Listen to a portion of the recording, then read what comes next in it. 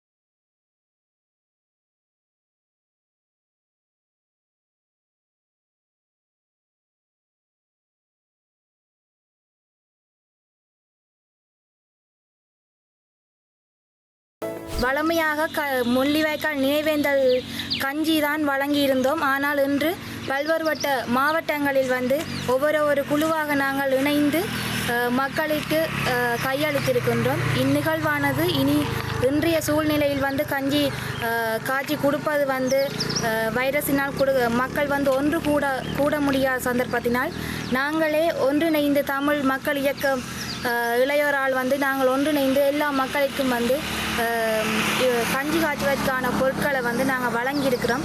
யாழ்ப்பாணத்திலே பல்வேறுபட்ட விடயங்கள் இந்த காலப்பகுதியில் நடைபெற்றிருந்தாலும் திடீரென்று பூக்கின்ற சில பூக்கள் இருக்கின்றன. அந்த மலர்கள் தொடர்பான விடயங்கள் அவ்வப்போது எங்களுடைய மக்கள் பேசிக்கொள்வார்கள். இந்த பருவகால பறவைகள் போன்று பருவகால மலர்களுடைய விடயங்களும் இங்கே பேசுபொருளாக இருக்கிறது. யாழ்ப்பாணத்திலே குப்லான் கிராமத்தில் ஒரு மலர் ஒன்று பூத்திருக்கிறது. இது துர்நாற்றம் வீசுகின்ற மலராக இந்த பூ இருக்கிறது. கிடாரம் மலர் என்று சொல்லி இதனை பொதுவாக அழைப்பார்கள். இது குப்லான் பகுதியிலே குப்லான் தெற்கில் இருக்கிற ஒரு வீடு ஒன்றில் பூத்திருக்கின்றது. 15 சென்டிமீட்டர் உயரம் கொண்டதாக இந்த பூ இருப்பதாக இதனை பலர் ஆச்சரியத்தோடு வந்து பார்த்துவிட்டு செல்கின்ற நிலைமையும் இருக்கிறது. 1 அடி உயரத்திலே வளர்கின்ற இந்த மலரிலிருந்து பாரிய துர்நாற்றம் ஒன்று வெளியேறுகின்ற நிலைமை இருக்கிறது. இருந்தாலும் இந்த மலர் வந்து பல்வேறுபட்ட மருத்துவ குணங்களை கொண்டதாக இருக்கிறது. குறிப்பாக வீக்கம், பசியின்மை, கல்லீரல் நோய், இருமல், ஆஸ்மா போன்ற அதோடு ஒற்றை தலைவலி போன்ற நோய்களுக்கு இந்த மலருடைய கிழங்கு பயன்படுத்தப்படுவதாகவும் தெரிவிக்கப்பட்டிருக்கிறது. இது சில வருடங்களுக்கு முன்பதாக புத்தளம் மாவட்டத்திலும் பூத்திருந்ததும் இங்கே நாங்கள் குறிப்பிட்டு சொல்ல வேண்டியதாக இருக்கிறது. அது தொடர்பான காட்சிகள் இப்பொழுது உங்களுக்காக.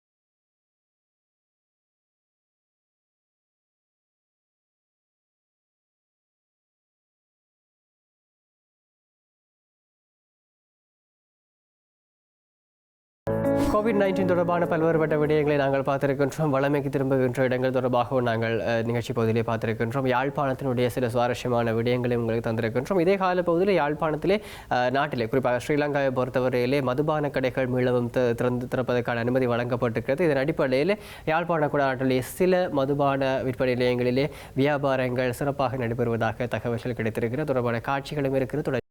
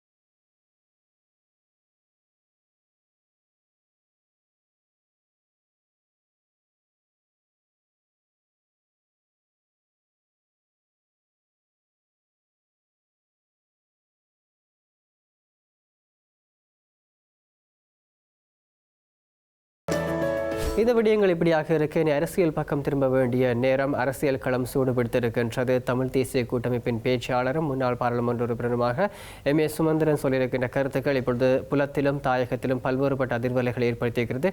எங்களுடைய ஐபிசி தமிழனுடைய நிகழ்ச்சி பகுதிகள் கூட நீங்கள் இது தொடர்பாக அதிகமாக நீங்கள் பேசியிருப்பீர்கள். குறிப்பாக விசேட விவாத நிகழ்வு கூட நேற்றிரவு பகுதியில் நடைபெற்றிருந்தது நீங்கள் அறிந்திருக்கின்றீர்கள். அதே போன்று சமூக வலைதளங்களிலும் இந்த விடயங்கள் அதிகமாக பேசப்பட்டு கொண்டிருக்கின்ற பொழுது சில அரசியல் தலைவர்களும் இதுக்கு தொடர்பாக கருத்துக்களை சொல்லியிருக்கிறார்கள். குறிப்பாக வன்னி மாவட்டத்தை பிரதிநிதிப்படுத்துகின்ற அரசியல் தலைவர்களும் கிழக்கு மாகாணத்தை பிரதிநிதிப்படுத்துகின்ற அரசியல் தலைவர்களும் தொடர்பாக கருத்துக்களை சொல்லியிருக்கிறார்கள். அவற்றை தொடர்ச்சியாக பார்க்கலாம். அரசியல் தீர்வு இனி ஜனநாயக வழிமுறையில் சாத்தியமில்லை, அடிப்படைவாதிகளை அதை தரமாட்டார்கள் என்பதை அறிந்ததன் பின்னர் தான் அவர்கள் ஆயுதங்களை தூக்கக்கூடிய நிர்பந்த நிலைக்கு தள்ளப்பட்டார்கள்.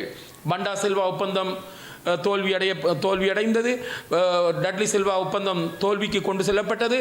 ஆரம்ப கோரிக்கை 1972களில் தூக்கி வீசப்பட்டன. எனவே எல்லா ஜனநாயக வழிமுறைகளும் பொய்த்து போனபடியால் தான் ஆயுத ரீதியான போராட்டத்தை தமிழீழ விடுதலை புலிகளும் ஏனைய இயக்கங்களும் உருவாக்கி கொண்டன. எனவே இவர்கள் விரும்பி ஆசைக்காக விளையாட்டுக்காக இந்த ஆயுதங்களை ஏந்தவில்லை. விடுதலைக்காக, இலட்சியத்திற்காக, தமிழ் மக்களின் துயர் துடைப்பதற்காக தங்களுடைய ஆசா பாசங்களை எல்லாம் தூக்கி வீசிவிட்டுத்தான் இந்த போராட்டத்திற்குள் அவர்கள் இறங்கியிருந்தார்கள். அவர்கள் செய்த தியாகங்கள் என்பது நாங்கள் மதிப்பிட்டு கூற முடியாது. அப்படி இருக்கின்ற போது எங்களுடைய ஊடக பேச்சாளர் குறிப்பிட்ட கருத்து உண்மையில் வேதனை அளிக்கின்ற ஒரு விடயமாக இருக்கின்றது. அது அவர்கள் ஆயுதம் தாங்கியது தன்னால் ஏற்றுக்கொள்ள முடியாது என்று சொன்னால் அந்த ஆயுத போராட்டம் ஓரளவு நியாயமற்றது என்று சொல்வது போன்று அமைந்திருக்கின்றது. இவ்வாறான கருத்துக்களை எதிர்காலத்தில் தவிர்த்துக் கொள்வதன் மூலமாக எமது கட்சியின் மீது பல்வேறுபட்ட விமர்சனங்களை நாங்கள் தவிர்த்துக் கொள்வதற்கு வாய்ப்பு இருக்கின்றது. இப்படியான கருத்துக்களை சொன்னதன் காரணமாக உள்நாட்டிலும் வெளிநாடுகளிலும் இருந்து பல்வேறுபட்ட ஊடகங்கள் எங்களை துளைத்து எடுத்தார்கள். நீங்கள் இதனை பற்றி என்ன அபிப்பிராயம் சொல்லுகின்றீர்கள், எந்த கருத்தினையும் நீங்கள் வெளியிடவில்லை என்றெல்லாம் எங்களை வினாக்கள் தொடுத்து எங்களை துளைத்து எடுத்தார்கள். எனவே நாங்கள் சொல்லக்கூடியது, இனிவரும் காலத்திலாவது இப்படியான ஒரு எழுந்தமானமான கருத்துக்களை தவிர்த்து கொண்டு ஆழமாக சிந்தித்து அர்ப்பணித்து பதில்களை வழங்கக்கூடிய ஒரு நிலைமையை ஏற்படுத்திக் கொள்ள வேண்டும். ஊடக பேச்சாளர் என்பது ஒரு தமிழ் தேசிய கூட்டமைப்பின் ஒட்டுமொத்தமான கருத்துக்களை பிரதிபலிக்கின்ற ஒரு விடயமாக இருக்கின்றபடியால் இப்படியான ஊடகங்களின் சந்திப்பு எங்களுக்கு அவசியமா என்பதை கூட நாங்கள் சிந்திக்க வேண்டும். காலம், இடம், பொருள் ஏவல் அறிந்து கருத்துக்களை வெளியிடுவதுதான் தமிழ் மக்களின் விருப்பமாக இருக்கின்றது. புத்திஜீவிகளும் கூட அல்லது தமிழ் பற்றாளர்களும் கூட இதனைத்தான் கூறிக்கொண்டிருக்கின்றார்கள். எனவே இனிவரும் காலத்திலாவது இப்படியான செயல்பாடுகளை எங்களுடைய சகோதர பாராளுமன்ற உறுப்பினர் அவர்கள் தவிர்த்துக் கொள்ள வேண்டும். சும்மா கிடந்த சங்கை ஊதிக்கெடுத்தாராம் ஆண்டி என்று சொல்வார்கள். ஆகவே இப்படியான கருத்துக்கள் எமது எதிரடை அரசியல்வாதிகளுக்கு வாய்க்கு சப்புவதற்கு அவல் கொடுத்தது போன்று இருக்கின்றது என்பதை இந்த இடத்தில் நான் தெளிவுபடுத்திக் கொள்வதோடு, இது எங்களுடைய ஊடகத்தார் கேட்கின்ற சில நியாயமான கேள்விகளுக்கு பதிலளிக்க வேண்டிய நிர்பந்தமான நிலையில் இந்த கருத்துக்களை நாங்கள் பதிவு செய்து கொள்கின்றோம். இனிமேல் இந்த கட்சியின் சார்பாக வெளியிடப்படுகின்ற கருத்துக்கள் மிகவும் நிதானமான நியாயமான கருத்துக்களாக இருக்க வேண்டும். இதற்காக பாதிக்கப்பட்ட முன்னாள் போராளிகளையும் அல்லது புலம்பெயர்ந்து வாழுகின்ற அவர்களுடைய அனுதாபிகளுக்கும் நாங்கள் இந்த இடத்தில் ஒரு மன்னிப்பை கேட்டுக்கொள்கின்றோம். இப்படியான கருத்துக்கள் இனி பதிவு செய்யக்கூடாது என்பதையும் நாங்கள் வெளிப்படையாக கூறி வைக்க விரும்புகின்றோம். அன்று அகிம்சையே அடக்கம் செயல்பட்ட இந்த நாட்டில் யுத்தம் பலாத்காரமாகத்தான் தமிழரிடையே புகுத்தப்பட்டது. அப்படி இருக்க ஈழ விடுதலை போராட்டத்தையும் தேசிய தலைவர் அவர்களின் அரசியல் ஆயுத போராட்டத்தையும் எவராலும் மறக்க முடியாது. மறுப்பவன் அவன் ஒரு ஈழத் தமிழன் என்று சொல்வதற்கு அருகதையற்றவன். முன்னாள் பாராளுமன்ற உறுப்பினர் சுமந்திரன் அவர்களின் கருத்து அவரது தனிப்பட்ட கருத்தாகவே இருந்துவிட்டு போகட்டும். வன்னி மண்ணிலே வானிலே குண்டு வீச பங்கரிலே ஒரு நாள் கூட படுத்திருக்காதவர்களுக்கு விமர்சனம் செய்ய எந்த அருகதையும் இல்லை. குண்டு வீச்சிலே சிதைந்து போன கால்களை சத்திர சிகிச்சை மூலம் அகற்றிய பின் மயக்க மருந்திலிருந்து மீண்டெழுந்த அவர்கள் எங்கே என் கால் என்று கேட்கும் பொழுது அந்த அகற்றிய டாக்டரின் மனம்படும் வேதனைகள் இவர்களுக்கு புரியாது. முள்ளிவாய்க்காலின் முழுமையாக தமிழினத்தை பலி கொடுத்த வேதனையை அனுபவிக்கும் வாரம் இது. இப்படி ஒரு வசனம் தனிப்பட்ட கருத்தாக கூட சுமந்திரன் வாயிலிருந்து வந்திருக்கக்கூடாது. தமிழ் தேசிய கூட்டமைப்பை பொறுத்தவரை தமிழ் தேசிய கூட்டமைப்பு என்பது தனிநபர்களின் சொத்து அல்ல. அது தனிநபர்களின் சொத்து அல்ல, தேசிய தலைவரால் வடிவமைக்கப்பட்டது. தமிழரின் ஒற்றுமைக்காக அதை பாதுகாத்து கொண்டு செல்ல வேண்டிய பொறுப்பு ஒவ்வொரு தமிழரின் வரலாற்று கடமை. இது முதல் தடவை இல்லை, பல தடவை சுமந்திரன் சொல்லிக் கொண்டிருக்கிறார். அவர் எந்த இடத்துலையும் கருத்தை வாபஸ் பெற்றதும் இல்லை, இதுவரை மன்னிப்பு கட்டதும் இல்லை, கேட்க போகிறதும் இல்லை, வாபஸ் பெற போகிறதும் இல்லை. ஆகவே தமிழ் தேசிய கூட்டமைப்புக்குள்ள சுமந்திரன் கருத்து பிழை, அவருடைய நடவடிக்கை பிழை, போராட்டத்தை கொச்சப்படுத்துகிறாருன்னு கொஞ்சம் கொதிச்செழும்புறாக்கள். உங்களுக்கு அந்த கொள்கை பிடிக்கலன்னா நீங்கள் கட்சியை விட்டு வெளியேறுங்களேன், அல்லது சுமந்திரனை கட்சியை விட்டு வெளியேற்றுங்களேன். இந்த விடயத்தில் சுமந்திரன் வாபஸ் பெற இந்த கருத்தை மன்னிப்பு கேட்க இந்த சுமந்திரன் ஊடக பேச்சாளர் பதவியை பறிக்க இந்த வேலை முதல் சுமந்திரனை தமிழ் தேசிய கூட்டமைப்பு வெளியேற்றுங்களா பார்ப்போம். அடைக்கல் நான் அவர்கள் எதிர்ப்பு தெரிவிக்கிறார், சித்தார்த்தன் ஐயா அவர்கள் எதிர்ப்பு தெரிவிக்கிறார், விசாரணை எதிர்ப்பு தெரிவிக்கிறார், இன்னும் பலர் எதிர்ப்பு தெரிவிக்கிறார்கள். எதிர்ப்பு தெரிவிக்கிற ஒன்று நீங்க வெளியேறுங்க, அல்ல சுமந்திரனை வெளியேற்றுங்க. இதுதான் சரியான வழி. நீங்க செய்ய மாட்டீங்க. உண்மை என்ன தெரியுமா? ஒத்த கொள்கை இல்லாத நீங்கள் இணைந்திருப்பதே கதிரைக்காக மட்டுமே. அவர்களுடைய கருத்துக்கள் இவ்வாறு இருக்க, திரு சுமந்திரனுக்கு எதிராக அவருடைய உருவ பொம்மை என்று யாழ்ப்பாணத்தில் 2 இடங்களில் காட்சிக்கு வைக்கப்பட்டிருக்கின்றன. கேலி உருவ பொம்மைகளாக அவை காட்சிப்படுத்தப்பட்டிருக்கின்றன. நல்லூருடைய பின்பகுதியிலே, நல்லூர் பின் வீதியில் ஒரு சந்தி பகுதியிலே அது காலையில் காட்சிப்படுத்தப்பட்டிருந்தது. அதே போன்று யாழ்ப்பாண வளைவு இருக்கின்ற, யாழ்ப்பாண வரவேற்பு வளைவு இருக்கின்ற அரியாலை செம்மணி சந்தி பகுதியிலும் இந்த உருவ பொம்மை காட்சிக்கு வைக்கப்பட்டிருந்தது. பின்னதாக காவல்துறையினரால் அவை அகற்றப்பட்டிருக்கின்ற விடயங்களும் பதிவாகி இருக்கிறது. இது தொடர்பான காட்சி பதிவுகளும் ஒளிப்பட பதிவுகளையும் தொடர்ச்சியாக தருகின்றோம்.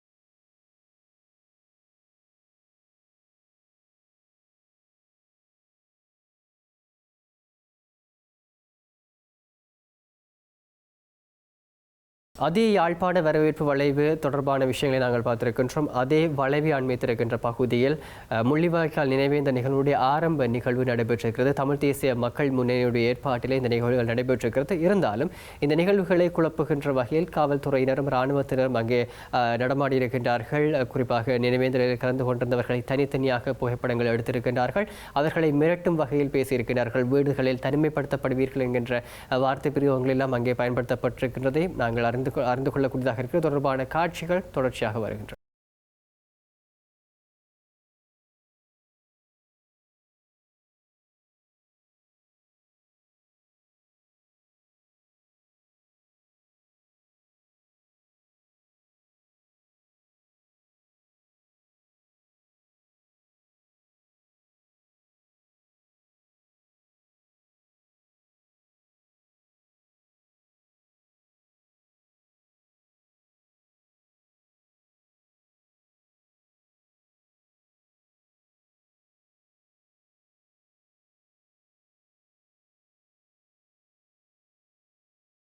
இன்றைய நிகழ்ச்சிகள் இந்த விடயங்களை நாங்கள் உங்களுக்காக தந்திருக்கின்றோம். இன்னும் பல விடயங்கள் அரசியல் களத்திலும் எங்களுடைய ஸ்ரீலங்கா சார்ந்திருக்கின்ற பகுதியிலும் தமிழர் தாயகத்திலும் நடைபெற்றுக் கொண்டிருக்கிறது. குறிப்பாக முள்ளிவாய்க்கால் நினைவேந்தல் நிகழ்வுகளை அது சார்ந்த விடயங்கள் தொடர்பாக பல்வேறுபட்ட நிகழ்வுகள் காட்சி பதிவுகள் உங்களுக்காக தயாராக இருக்கின்றன. அடுத்து வருகிற நாட்களிலே அந்த நிகழ்வுகளுடைய தொகுப்புகளையும் உங்களுக்கு தருவதற்கு நாங்கள் தயாராக இருக்கின்றோம். இன்றைய நிகழ்ச்சியுடைய ஒளிப்பதிவிலே கலந்து கொண்டிருந்த சுலக்ஷன் ரஜிந்தன் இவர்களோடு படத்தொகுப்பிலே கலந்து கொண்டிருந்த டிரோஷன் இவர்களோடு விடைபெற்று நான் என்று உங்கள் அன்பின் ஜனகன் சிவஞானம். மீண்டும் சந்திக்கலாம். நன்றி.